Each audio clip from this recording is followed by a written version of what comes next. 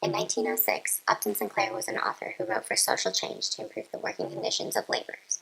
In order to convey his message, he chose to write a story about an immigrant family working in the harsh conditions of the Chicago stockyards.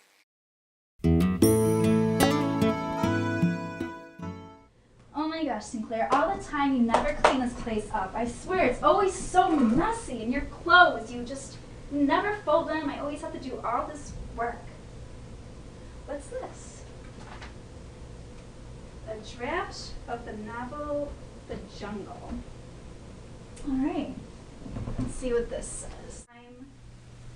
They're cute little piggies. They went down in a row and into a hole where they saw no light.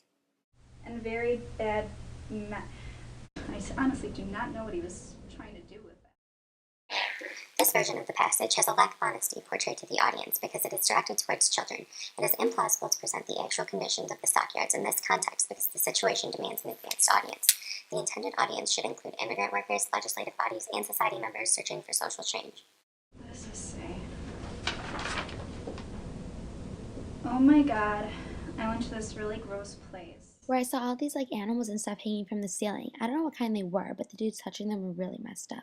I think they were depressed or something. It might have been because of the clothes they were wearing, or the fact they were taking the baby cows from their moms and throwing them in buckets of guts.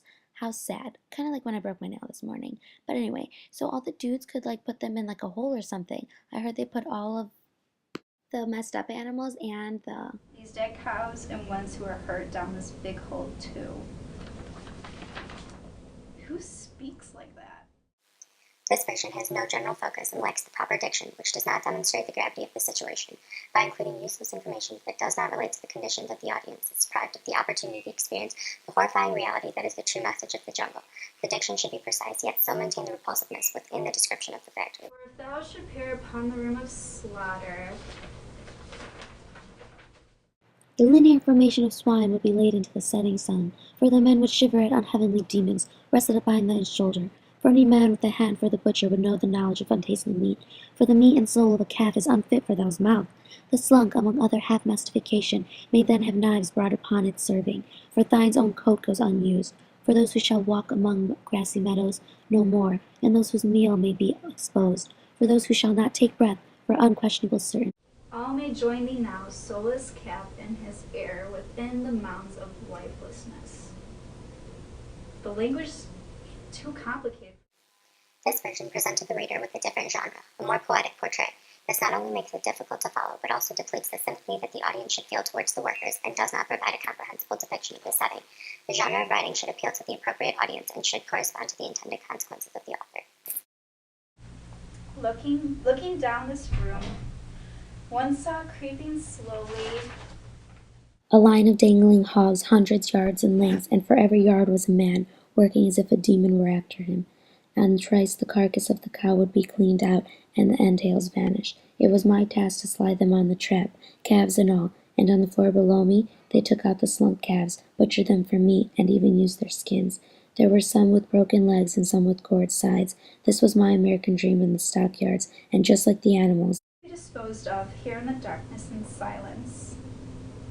Wow, that was shockingly disgusting. The final version succeeds where the first three versions fail. Not only does this version portray the message of poor working conditions by utilizing rhetorical appeals, such as pathos and logos, but also is directed towards an appropriate audience by creating a balance of formality and emotion. Honey, I'm home. Hey, did you make any interesting discoveries at the stockyards today? Well, today I was talking to this one really big guy. Alright, I'm really sorry to cut you off. I was cleaning up this place earlier today, and I found a lot of your drafts for the jungle. And okay, I'm gonna go over a few of them that I read. One draft. It was the very last draft I read, and I want you to look it over. Tell me what you think. Oh, it's this one. For once, I actually agree with you. I feel like this one definitely utilized my language to make the reader realize how horrid the stockyards are, and how capitalist society is treating its workers. Yeah. I just hope that society doesn't miss my point. Well, I mean, if they're anything like me, they'll want to know or want to do something about how our food is handled. It's about socialism. Oh.